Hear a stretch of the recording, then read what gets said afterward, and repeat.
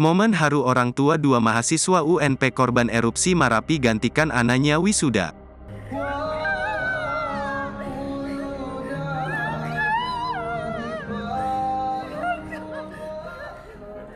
Siska Afrina dan Franky Chandra Kusuma tidak sempat mengenakan toga wisuda yang telah lama mereka perjuangkan dan nantikan.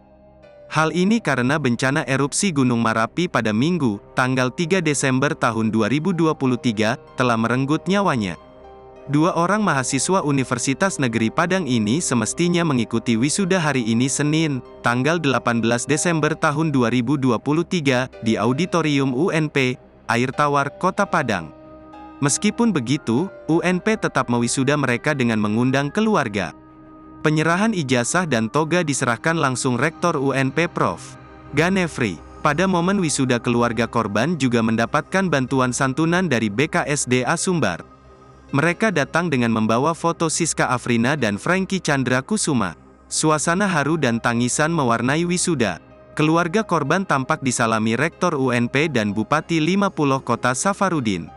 Sebelum menyampaikan sambutan, Prof. Ganefri sempat mengajak para hadirin mendoakan korban erupsi Gunung Marapi.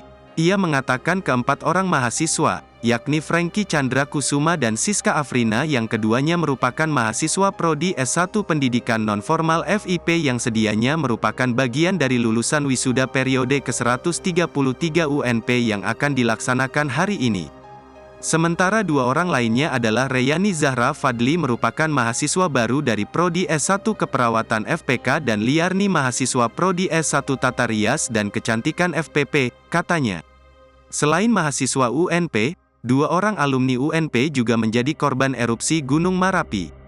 Di antaranya Nurfa Afitri, alumni Teknik Elektronika FT Angkatan 2015 dan Bribda Muhammad Iqbal, alumni Prodi S1 Geografi FIS yang juga seorang anggota Polda Sumbar.